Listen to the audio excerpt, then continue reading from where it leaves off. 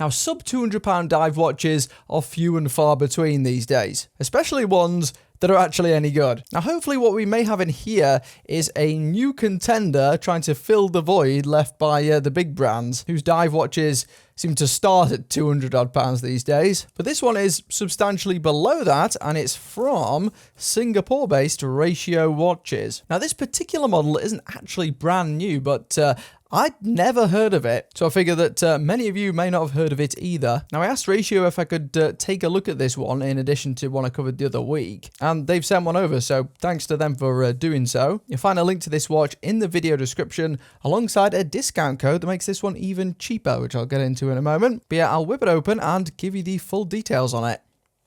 So we've got a little 2-year warranty card there. Must be the kind of standard for Ratio from the looks of it.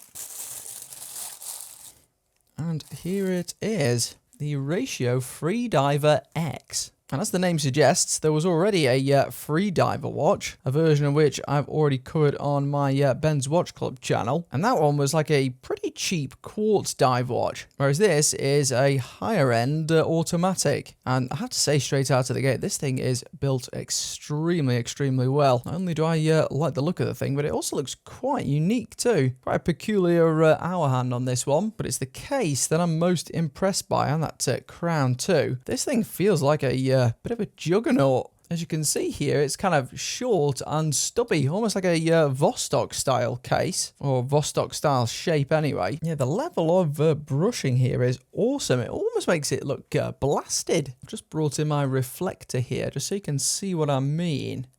I mean, this thing looks awesome.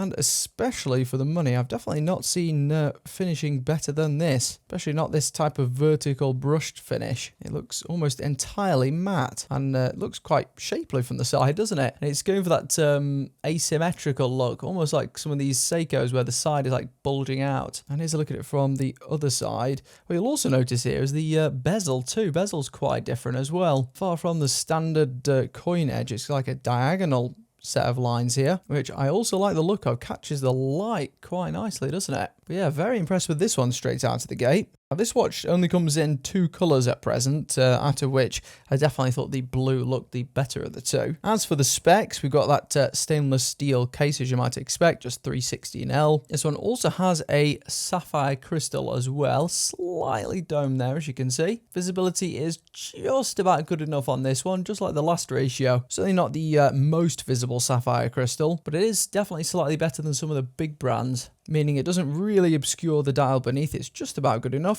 That's typically the main downside with sapphire. It can look a bit blurry, but the clarity on this one's fairly good. Now, the bezel here not only looks cool, but it says here it's got a ceramic insert as well, which, yeah, it definitely does. Not my favourite font on the bezel here, and also not an absolute perfect match to the dial beneath. It is like a fractionally darker tone, but overall definitely good enough, I'd say, on a visual perspective. Let's give it the old spin test, eh? Absolutely rock solid bezel. Not the most satisfying noise, but absolutely zilch in terms of backplay, as you might be able to see, and a perfect alignment as well. So yeah, really, really good bezel from a functional standpoint. The luminescence here is just called Japanese Lume, so I'll definitely give that a test at the end. Previous model directly said BGW9, whereas this one doesn't. Under the hood with this one is an automatic movement, as you can see by that hand beating along there. And this one in particular is the venerable Seiko NH35. And now the NH35 is generally pretty good movement, but it isn't the thinnest in the world. And that's probably part of the reason that this watch is a little bit on the chunky side. But I think they've kind of committed to that chunkiness as part of the design, actually, and it kind of pays off. Let's just have a quick look at that case back. Feels really, really robust. Definitely Vostok-like again to some extent here, at least the design of it. But yeah, nice solid screw back there. Got that 200 meter reported water resistance rating. So you should have absolutely no problems in swimming with this watch. And you probably won't have any problems with the strap either, because this is really unusual. That's like a waffle effect up top here that's hard to see with my camera. There we go. That should let you see it a bit better. But yeah, it's got this unusual texture here, maybe for a bit of ventilation perhaps, and then it has like a ridged surface down at the bottom. Yeah, I think not only does it look quite good, but I bet that's quite comfortable too. I'll whack it on wrist in a second, but first I'll give you a close-up of that dial, and this one is nicely saturated actually. Really vivid blue with that sunburst there, and the markers I think are applied as well. Now with these markers that are a little bit more shallow like these, it is a bit trickier to tell because I've been told that on some watches like the Casio Duro for example, apparently they're not actually applied markers even though they look like them. Apparently they're like a version of a rear punched one that's just made to look like an applied marker, which must be cheaper to make or more consistent. But yeah, whichever ones these are, definitely quite unique markers, almost like shield shape or crest shaped on the majority of them at least. And overall I think it looks pretty good. It actually works quite well with that peculiar handset. And that handset in some ways is maybe the weakest part of this on a macro level. Just looking at it here, those hands are pretty flat and simplistic. So I don't actually mind them stylistically, I think it kind of goes. But yeah, they certainly aren't the most intricate hands I've seen compared to some other Chinese made options. I do think that much of the budget has gone into this really unique nice case here, and this quite impressive bezel too, and then a bit less on stuff like the facets on the hands and that. So I guess it really depends what you're after. Now it also says this is a 40mm watch and looks quite small for a 40 to me. Maybe because some of that 40 is made up by this hump and not the actual dial of the watch or the bezel. Let's see exactly what we're dealing with, eh? Now the bezel size on this one is 39.9, so pretty much 40mm actually just is the bezel, which is surprising actually. I thought that they would be much smaller than that. Now, if you measured the real widest point here outside of the crown, it's substantially wider, like 43mm. I suspect that it's actually this really short lug to lug that makes it look so small. Yeah, 45mm. So the watch is almost the same size here as it is across the center. The lug width, by the way, if you did want to change that strap, is 20mm. And the thickness with that ever so slightly domed crystal is 15mm. And if it was without that, it wouldn't be a great deal different, maybe 14 and a half. But yeah, you can see compared to my hands, this is not a particularly big watch despite their measurements. So they're definitely playing some visual trickery here. So here's a look at it on my really small 6¼ inch wrist, and well, you can see what I mean, can't you? This one certainly does not wear nearly as large as you might think. Almost fits me. Maybe it does fit me. And for the price, I mean, it both looks and feels much better quality than I was expecting for sure. Especially for the money, because it isn't all that much money. By the time we're recording this anyway, on the Ratio site, this Freediver X is selling for a full retail price of £174 or $230 US.